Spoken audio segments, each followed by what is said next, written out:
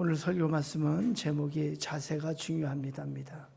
오늘 말씀은 지난 수요일날 새벽 예배 때 전한 말씀을 바탕으로 해서 작성을 했습니다. 제주도에 가면 밤에 바다 저 멀리 밝게 불을 밝히고 배들이 고기 잡는 것을 볼 수 있습니다. 바로 갈치잡이입니다.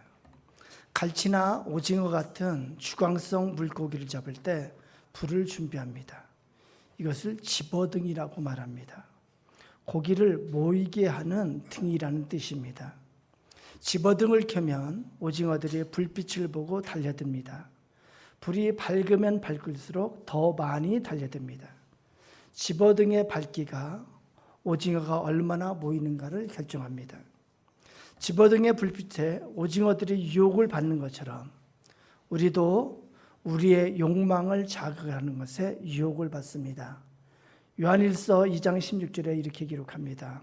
이는 세상에 있는 모든 것이 육신의 정욕과 안목의 정욕과 이생의 자랑이니 다 아버지께로부터 온 것이 아니요 세상으로부터 온 것이니라 이렇게 말씀합니다.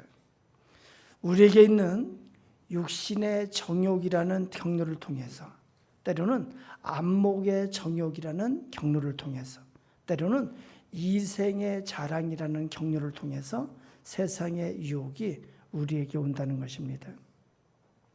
물고기의 기억력이 몇 초가 될까요? 물고기의 기억력은 3초라는 말이 있습니다. 그것은 물고기를 잡았다가 놓아주어도 3초만 지나면은 그 물고기가 또 같은 미끼를 물고 잡힌다는 것에서 나온 말입니다. 물고기가 멍청하다는 그런 뜻으로 쓰이기도 합니다. 그러나 동물 행동학 박사인 조너선 벨컴에 의하면은 물고기는 우리가 생각하는 것보다 훨씬 똑똑하고 그리고 상상을 초월할 정도로 인간과 닮았다고 합니다. 그럼에도 물고기가 3초 만에 미끼를 다시 부는 이유가 무엇일까요? 그것은 물고기가 가지고 있는 이 식욕이 통증보다 크기 때문입니다. 아팠던 기억보다 식욕이 더 앞서기 때문에 그렇습니다. 아팠던 기억이 없는 것이 아닙니다. 너무 아팠지만 그것보다 먹고 싶은 욕망이 크기 때문에 다시 미끼를 부는 것입니다. 실제로 물고기는 배가 터질 때까지 먹는 것으로 알려져 있습니다. 사람과 비슷하다고 생각합니다. 다시는 그러지 말아야겠다. 그렇게 하면 안 되겠다. 아무리 결심해도 상황만 되면은 똑같은 미끼를 부는 물고기처럼 우리도 똑같은 짓을 반복하지 않습니까? 물고기마다 유혹을 받는 미끼가 다릅니다. 그래서 물고기마다 다른 미끼를 사용합니다. 마찬가지로 사람마다 유혹의 미끼가 다릅니다. 어떤 사람은 돈이 유혹이 됩니다. 돈에 대한 욕심이 그 사람을 취하게 만듭니다. 가끔 대하는 사람들 중에 돈이 모든 것의 평가 기준이 되는 사람을 볼 때가 있습니다. 돈으로 모든 사람을 평가합니다. 그래서 돈 때문에 교만하기도 하고 돈 때문에 기가 죽기도 합니다. 돈이 자신의 큰 힘인 것처럼 생각을 합니다. 심지어 목사님에 대해서도 자기처럼 돈의 지배를 받는 사람인 것처럼 착각을 하는 것을 보게 됩니다. 참으로 올바른 가치를 모르는 불쌍한 사람입니다. 돈의 모든 시야가 사로잡혀서 인생의 진정한 아름다움과 인생의 참된 가치와 행복을 모릅니다. 어떤 사람은 권력이 민감한 미끼게 됩니다. 이들은 시장이나 국회의원이나 회장이 되어야 한다는 마음이 강합니다. 사람의 평가 기준이 그가 어떤 자리에 있느냐를 가지고 평가를 합니다. 그래서 조그만 자리라도 차지하면 교만해서 보이는 것이 없습니다. 참으로 불쌍한 사람입니다. 교수들은 업적이 민감한 미끼가 됩니다. 그래서 어떤 교수는 실험실에서 원하는 결과가 나오지 않을 때 유혹이 생깁니다. 그래서 원하는 결과를 위해서 수치를 조작하기도 합니다. 그래서 연구 결과를 얻었다고 거짓으로 논문을 발표하기도 합니다. 어떤 분은 성적인 욕망이 미끼가 되기도 합니다. 그렇습니다. 여러 경로의 유혹이 우리를 넘어뜨리고 사로잡으려 합니다. 우리를 지배하려는 세상의 유혹이 얼마나 많은지 모릅니다. 우리 중에 나는 유혹에 빠지지 않을 것이라고 생각할 수도 있습니다. 그러나 누구에게나 약한 부분이 있습니다. 사탄은 그 약한 부분을 통해서 우리에게 미끼를 던집니다.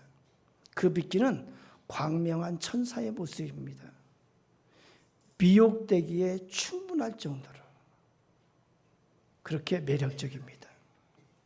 이런 미끼도 있습니다. 심리학자 프로이드는 트라우마라는 단어를 사용했습니다.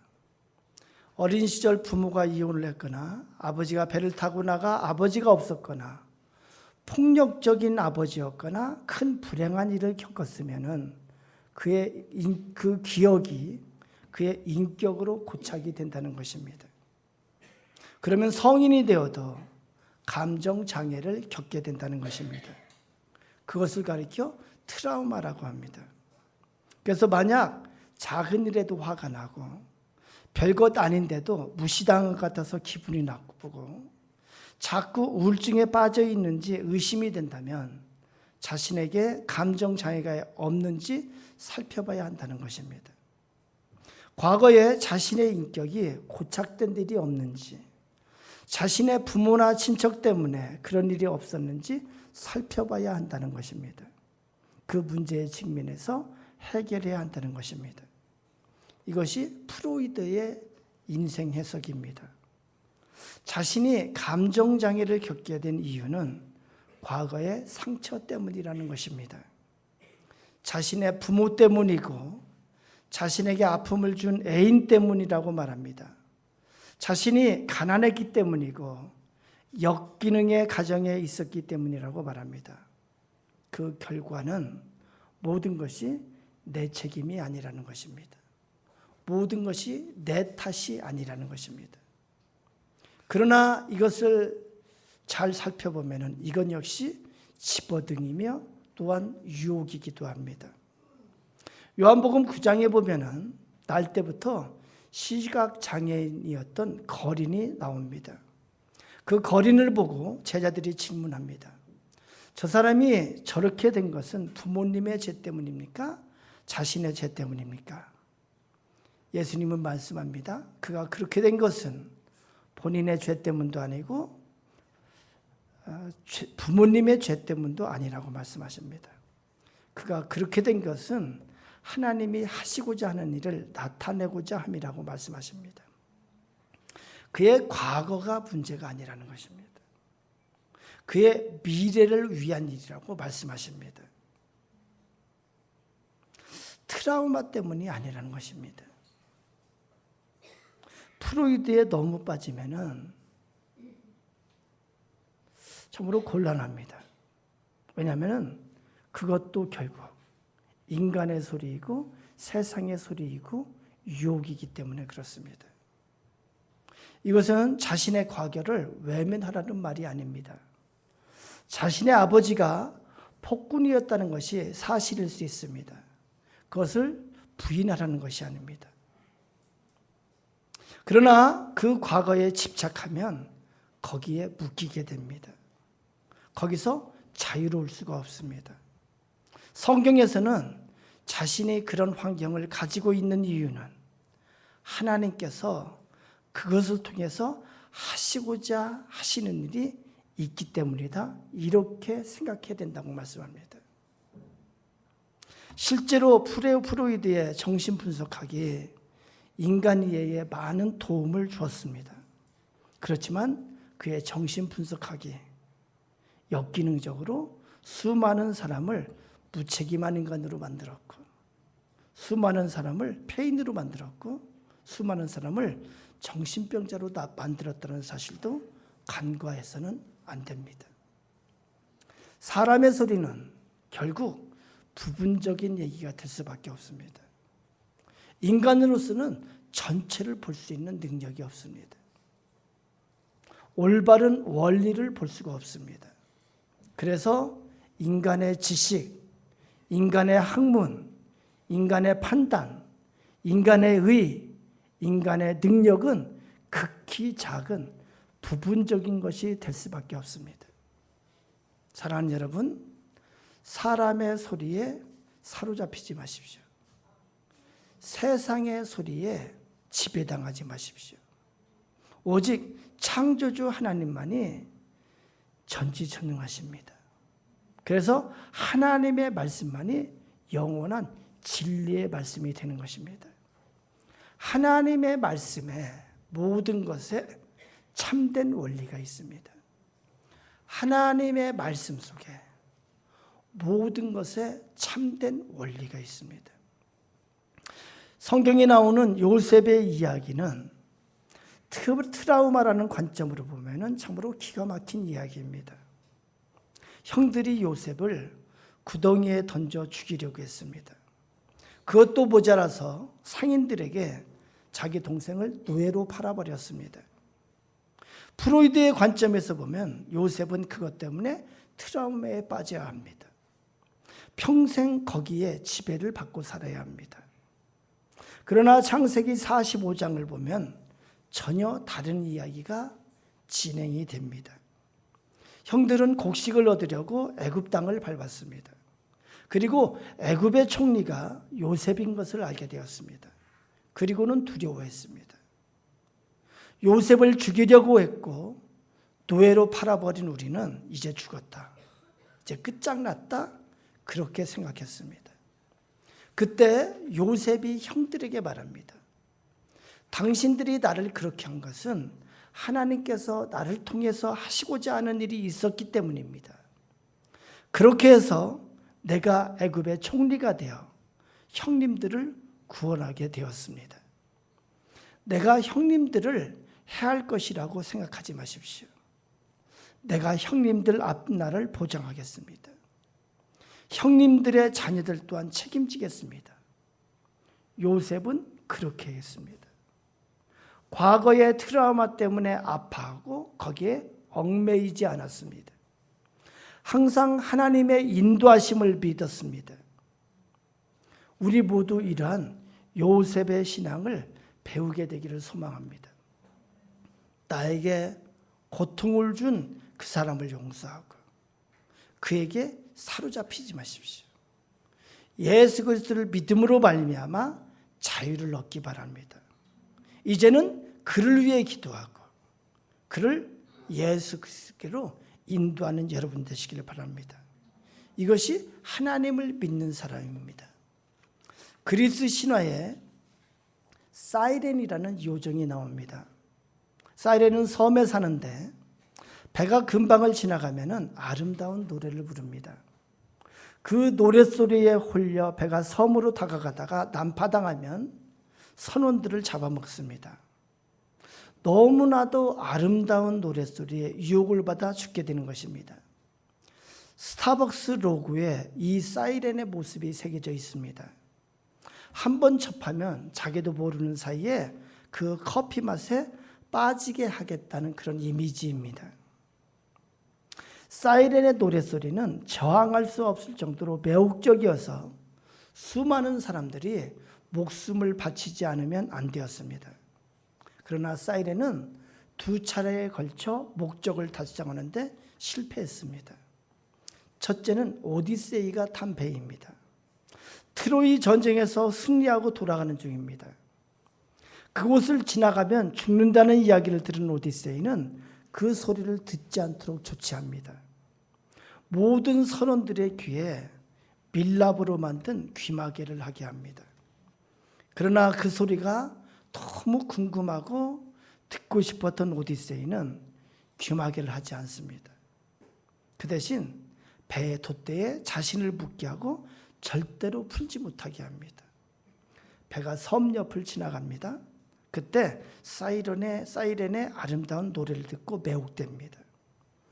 오디세이는 사이렌의 섬으로 가고 싶은 강한 욕망을 느끼고 부하들에게 명령합니다. 당장 저 소리나는 섬으로 배를 움직여라. 그러나 귀마개를 하는 선원들은 오디세의 명령을 듣지 못했고 그 배를 그쪽으로 움직이지 않았습니다. 그래서 그 배는 무사히 통과했습니다. 두 번째는 오르페우스의 배입니다. 오르페우스는 음악의 아버지라고 불리는 전설적인 리라의 명수입니다. 리라는 요즘에 하프와 같은 그런 악기입니다. 그가 탄 배가 그 섬을 지날 때 그가 리라를 연주합니다. 모든 선원들은 그 리라 소리에 취해서 사이렌의 소리를 듣지 못했습니다. 그렇게 그곳을 무사히 통과했습니다. 그렇습니다. 세상의 유혹에서 벗어나려면 사이렌의 미혹하는 소리, 세상의 미혹하는 소리가 아니라 하나님의 음성을 들어야 합니다. 우리는 기록된 하나님의 말씀을 통해서 하나님의 음성을 들을 수 있습니다. 그러면 그 모든 유혹을 능히 이길 수 있습니다. 시편 119편 9절에 기록합니다. 청년이 무엇으로 그의 행실을 깨끗하게 하리이까? 주의 말씀만 지킬 따름이니이다. 시편 119편 105절입니다. 주의 말씀은 내 발의 등이요 내 길의 빛이니이다. 하나님의 말씀은 참된 우리의 길이 되고 우리를 인도하는 등불이 될 수 있습니다. 하나님의 말씀은 인생의 올바른 원리를 가르쳐 줍니다. 제 경험에 의하면 이런 것 같습니다. 하나님의 말씀은 우리에게 하나님의 뜻을 알게 해줍니다. 하나님의 원리를 배우게 해줍니다. 그리고 기도는 나의 상황 가운데 하나님께서 주시는 방법을 깨닫게 해주는 그러한 역사가 있는 것 같습니다. 우리가 오늘 읽은 본문에 보면은 오늘 본문에 하나님께 택함 받는 자들이 나옵니다. 하나님의 일을 위해서 택함 받는 자, 하나님의 뜻을 이루는데 쓰임 받는 자가 나옵니다. 어떤 자들의 모습인지, 어떤 자들이 하나님 앞에 선택되어서 쓰임을 받는지 그 모습을, 그 조건을 살펴보려고 합니다. 이스라엘의 미디안 연합군 13만 5천 명이 침략을 하게 됩니다. 그때 하나님께서는 먼저 사사로서 기드온을 세우십니다. 왜 기드온이 택함을 받았을까요? 사사기 6장 12절에 보면은 이렇게 기록합니다. 우리 같이 한번 읽어볼까요? 6장 12절 시작. 여호와의 사자가 기드온에게 나타나 이르되 큰 용사여 여호와께서 너와 함께 계시도다. 14절도 있습니다. 시작. 여호와께서 그를 향하여 이르시되 너는 가서 이 너의 힘으로 이스라엘을 미디안의 손에서 구원하라. 내가 너를 보낸 것이 아니냐. 하나님께서 기드온을 큰 용사라고 부르시는데, 그런데 기드온은 큰 용사가 될 수 없는 자입니다. 15절에 기드온이 이렇게 대답합니다. 나의 집은 므낫세 중에 극히 약하고 나는 내 아버지 집에서 가장 작은 자녀이다.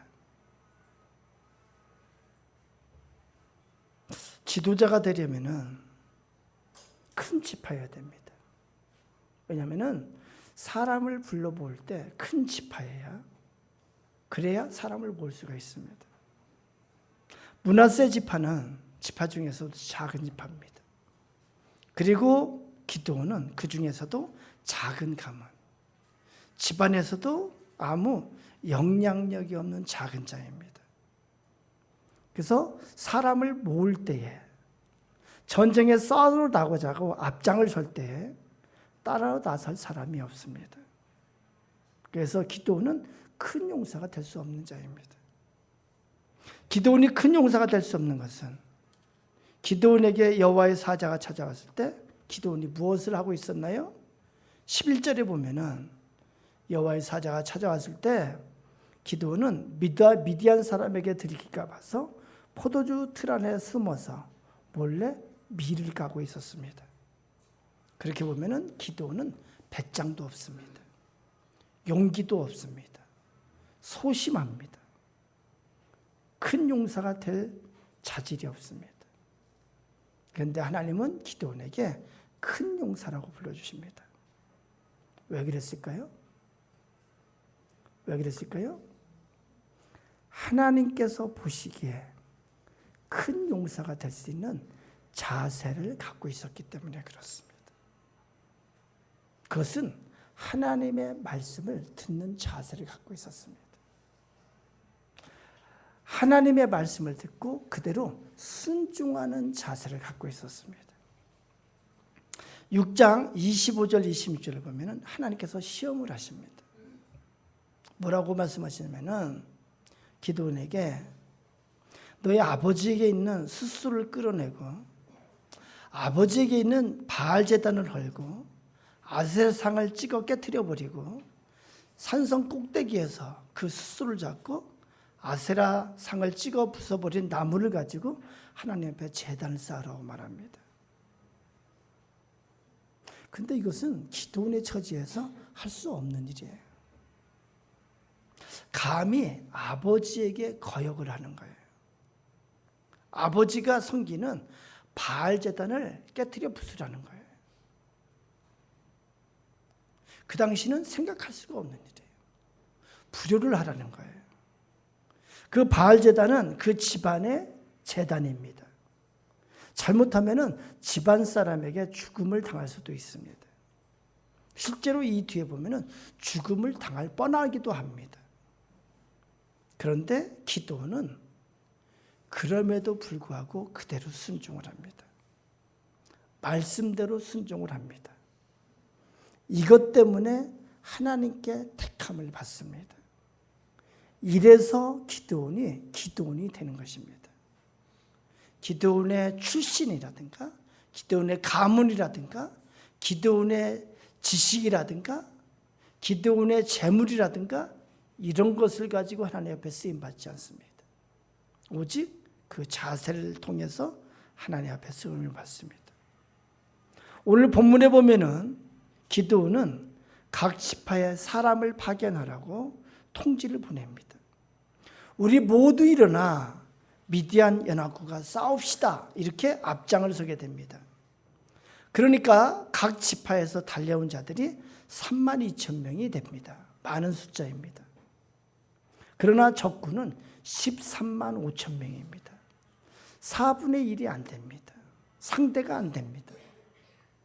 그런데 하나님께서 또 명령을 하십니다. 두려워 떠는 자를 돌려보내라 이렇게 명령하십니다. 한 사람도 아쉬운데 13만 5천 앞에 3만 2천밖에 안 되는데 그런데 기드온은 그대로 순종합니다. 그래서 2만 2천 명이 돌아가게 됩니다. 남은 자가 10,000명입니다. 하나님은 그것도 많다 하십니다. 그것도 걸러내라고 말씀하십니다. 기드온의 모습을 보면은 철저히 내 뜻대로 하지 않습니다. 내 뜻과 내 생각과 내 방법을 온전히 버립니다. 그리고 온전히 하나님의 말씀대로 그대로 순종합니다. 그 10,000명을 데리고 물가로 갑니다. 그리고 물을 마시게 합니다. 물을 마실 때 3가지 유형의 사람이 있습니다. 먼저 유형은 뭐냐면은 여러분은 이제 냇가에서 물을 마신다고 하면 어떻게 마실지 모르겠는데 거기에 무릎을 꿇어 엎드려 가지고 무릎을 땅바닥에 대고 엎드려서 물에다가 얼굴을 대고 물을 핥아먹는 거예요. 저는 아마 그렇게 했을 것 같아요. 두 번째 유형은 뭐냐면은 무릎을 꿇고 엎드려서 얼굴을 물을 가까이 대고 거기 물에서 손을 가지고 이렇게 물을 마시는 거예요. 세 번째 유형은 뭐냐면은 무릎을 꿇지 않습니다. 무릎을 세우고 상체를 세우고 손으로 물을 떠서 물을 핥아먹는 거예요. 하나님께서는 첫 번째와 두 번째 유형을 돌려보내라고 말합니다. 그래서 세 번째 물을 먹는 방식을 택한 자들을 남기라고 그러는데 그 숫자가 300명입니다. 하나님께서 선택받은 300명입니다. 그래서 13만 5천 명인데 300명의 전쟁이 됩니다. 여러분 상대가 될까요? 네? 상대가 될 수 있을까요? 그런데 왜 이렇게 하실까요, 하나님은? 2절에 보면은 하나님께서 왜 이렇게 하시는지 말씀하십니다. 하나님께서 하시는 것을 보도록 해주시겠다는 거예요. 하나님께서 하시는 것을 알게 해주겠다는 거예요. 하나님께서 뭐라고 말씀하시는 거냐면은 능력은 나에게 있다. 전술과 지혜도 나에게 있다. 지식도 나에게 있어요. 재물도 나에게 있다. 승리하는 것도 나에게 있다. 그런데 하나님을 나타내는데 필요한 것이 있어요. 그것은 하나님 앞에 올바른 자세를 가진 자예요. 하나님 앞에 올바른 자세를 가진 자를 통해서 하나님께서 역사하시겠다는 거예요. 그 자세가 뭐라고요? 그 자세는 하나님의 명령을 듣고 그대로 순종하는 자예요. 그 자를 통해서 하나님께서 역사하시겠다는 거예요. 300명은 물을 어떻게 먹은 자예요? 물을 마시면서도 눈은 뭘 보고 있습니까? 눈은 명령을 보고 있어요. 명령은 소리로만 내는 것이 아닙니다. 특히 전쟁터에서는 우리가 전쟁 영화를 보면은 수신호로 많은 경우에 됩니다. 이들은 명령을 들을 준비가 되어 있는 거예요. 300명 외의 사람들은 물 마시는 것에 빠져 있습니다. 그래서 하나님께서 내리시는 명령들을 들을 자세가 안 되어 있습니다. 하나님께서는 자세를 보시고 택하십니다. 아멘 할렐루야. 하나님이 원하시는 자세는 명령을 듣고 순종하는 자세를 가진 자라야 돼요. 그 자를 통해서 하나님께서 역사하신다고 말씀합니다. 사무엘상 15장 22절에 이렇게 말씀합니다. 순종이 제사보다 낫다고 말씀합니다. 순종이 제사보다 낫고 듣는 것이 수량의 기름보다 나으니 이렇게 말씀합니다. 제사는 어떻게 하는 걸까요? 제사는 내가 제물을 잡아 하나님께 드리겠습니다. 내가 뭘 해서 하나님 앞에 드리겠다는 거예요. 내가 크게 되어서 하나님께 영광을 돌리겠다는 거예요. 하나님께서는 이것을 원치 않으시는 거예요. 하나님께서 순종을 원하시는 거예요. 그것은 뭐냐면은 하나님의 말씀을 듣고 하나님의 말씀하시는 그대로 하겠습니다. 하나님의 뜻대로 하겠습니다. 나는 아무 생각이 없습니다. 나는 내 뜻이 없습니다. 내 방법이 없습니다. 하나님의 말씀대로 하겠습니다. 이 자를 하나님께서 지키시겠다는 거예요. 하나님의 말씀대로 온전히 순종하는 자를 우리는 헌신하는 자라고 그렇게 말씀합니다. 어떻게 순종할 수 있을까요? 기도는 하나님이 명령하실 때 아버지가 섬기던 집안에 내려오던 바알 제단을 때려 부쉈습니다. 집안에 내려오던 세상의 가치, 세상의 소리를 때려 부쉈습니다. 지금까지 들었던 소리를 때려 부쉈습니다. 이제는 세상 소리를 버리고 하나님의 말씀만 듣겠다는 결단입니다. 하나님의 뜻에 순종한다고 할 때 그것은 거창한 것이 아닙니다. 우리는 가끔 가다가 하나님 앞에 하나님 이 여자와 결혼하는 것이 하나님의 뜻입니까? 저 여자와 결혼하는 것이 하나님의 뜻입니까? 저는 기도했는데 저는 그렇게 말씀 안 해주시더라고요. 저는 하나님께서 그렇게 말씀해 주시는 것 같아요. 그걸 왜 나한테 묻냐? 네가 알아서 해. 그런데 다만 믿지 않는 자와 하지 마라. 하나님의 뜻은 거창한 것이 아니에요. 오늘날 직장을 버리고 신학 공부해라 그런 것이 아닙니다. 하나님의 뜻을 구할 때 이 사업을 할까요? 저 사업을 할까요? 그렇게 구하는 것이 아니에요.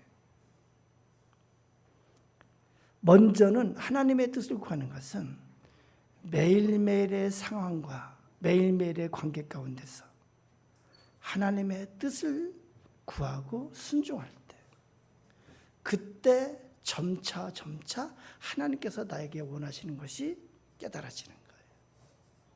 점차 하나님의 뜻을 이루는 일을 하게 되는 거예요.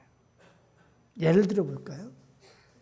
예를 들면은 우리 가정생활을 예를 듭니다. 우리 가정생활에는 부부관계가 있고 가족관계가 있어요. 부모와 자녀 간의 관계도 있습니다. 예를 드는 거예요.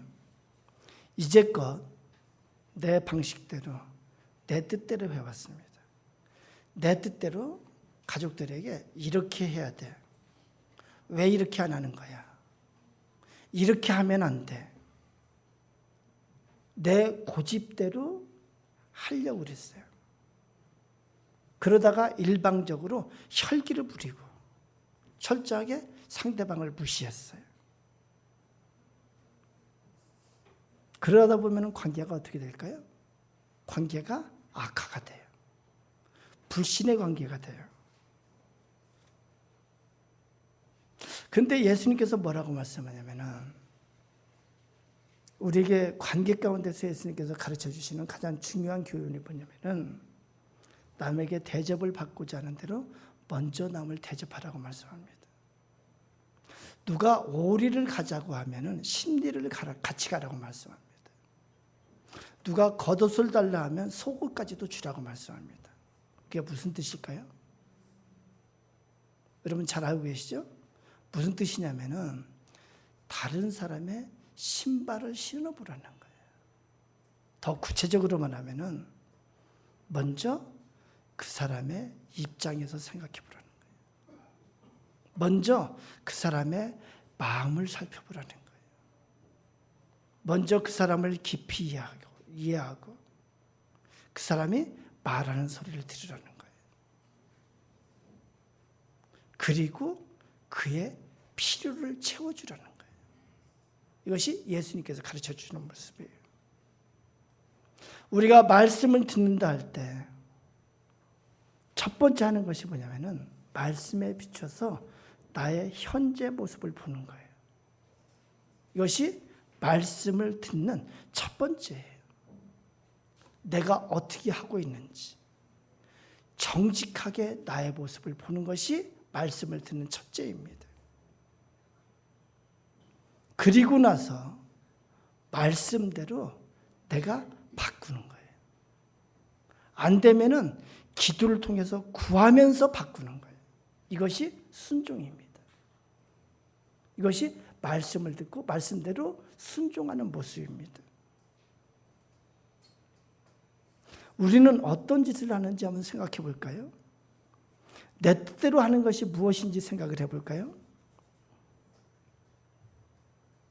제가 재미있는 얘기를 해줄게요. 소와 사자의 아주 슬픈 사랑 이야기가 있습니다. 옛날에 소와 사자가 있었답니다.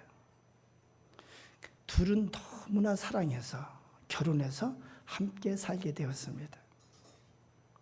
결혼하면서 둘은 항상 서로에게 최선을 다하기로 약속을 하였답니다. 그래서 소는 사자를 위해서 날마다 제일 맛있는 풀을 준비하고 맛있는 풀을 대접했답니다. 할렐루야. 육식을 좋아하는 사자는 풀 먹는 것이 너무 싫었지만 소를 위해서 참고 억지로 먹습니다. 사자도 소를 위해서 가장 연하고 맛있는 솔고기를 매일 대접을 했습니다. 고기를 먹지 못하는 소는 괴로웠지만 억지로 참고 먹었습니다. 근데 시간이 갈수록 사자와 소는 비쩍 마르게 됐습니다. 참는 데는 한계가 반드시 있습니다. 결국 소와 사자는 밀월 기간이 끝나고 나서 크게 다투고 끝내 헤어지고 말았습니다. 헤어지면서 서로가 한 말은 이것이었습니다. 나는 당신에게 최선을 다했어. 내 방식대로 최선을 다하면 최악의 결과가 나오게 되어 있습니다. 사랑하는 여러분, 가족관계에서, 부부관계에서, 부모와 자녀와의 관계에서 이렇게 하지 않기를 바랍니다. 성도들의 관계에서 이렇게 하지 않기를 바랍니다. 친구와의 관계에서 이렇게 하지 않기를 바랍니다. 하나님과의 관계에서도 이렇게 하지 않기를 바랍니다. 하나님께서 원하시는 작은 것을 하는 것이 하나님의 말씀대로 순종하는 것입니다. 교회를 섬길 때도 교회가 필요로 하는 그것에 순종하는 거예요. 이것이 하나님을 섬기는 방법입니다. 진실로 사랑한다면 상대방이 필요로 하는 것에 최선을 다해야 합니다. 이것이 하나님의 뜻입니다. 예수님께서는 이것을 말씀하셨습니다. 사랑하는 여러분, 우리는 예수 그리스도의 편지요 향기입니다. 그러기 위해서는 하나님의 말씀을 들어야 합니다. 그리고 순종하는 자가 되어야 합니다. 그것은 하나님의 말씀대로 하나님께서 원하시는 대로 사는 자입니다. 나의 삶의 현장, 직장, 사업, 가정 가운데 어떻게 해야 하는지 말씀을 듣는 자가 되어야 합니다. 나의 모든 인간관계 가운데서 가족과 성도와 친구와 직장 동료와의 관계 가운데서 어떻게 해야 하는지 하나님의 말씀을 듣는 자가 되어야 합니다. 어떻게 들을 수 있을까요? 예배를 통해서 하나님의 말씀을 들을 수가 있습니다. 우리 목장 모임을 통해서 하나님의 말씀을 들을 수가 있습니다. 성경 공부를 통해서 하나님의 말씀을 들을 수가 있습니다. 그리고 우리의 기도를 통해서 하나님의 말씀을 들을 수가 있습니다. 하나님의 말씀을 듣고 그대로 순종해야 됩니다. 매일매일 그렇게 해나가다 보면은 점차 내 인생의 전체 그림이 그려지고 내 인생 가운데서 하나님이 이끌어 가시는 그러한 모습을 볼 수 있게 될 것입니다. 하나님께 순종하는 자를 통해서 하나님의 권능의 역사가 나타남을 보여줍니다. 하나님께 순종하는 자를 하나님께서 책임지시겠다고 약속했습니다. 하나님께 순종하는 자를 통해서 하나님께서 하시는 형통한 역사가 나타날 것이라고 말씀합니다. 하나님의 말씀대로 순종할 때 사람이 변화되는 역사가 나타날 것이라고 말씀합니다. 하나님의 말씀대로 순종할 때 상황이 변화되는 역사가 일어날 것이라고 말씀합니다. 하나님의 말씀대로 순종할 때 견고한 성이 무너진다고 우리에게 약속해 주셨습니다. 사랑하는 여러분, 내가 바뀌지 않으면, 내가 말씀대로 변화되지 않으면 아무것도 바뀌지 않습니다. 아무 열매가 맺히지 않습니다. 내가 말씀대로 순종하는 자가 될 때 나의 삶 속에 하나님께서 하시는 열매가 맺히는 것을 믿습니다. 이제 우리 평화의 인사 시간입니다.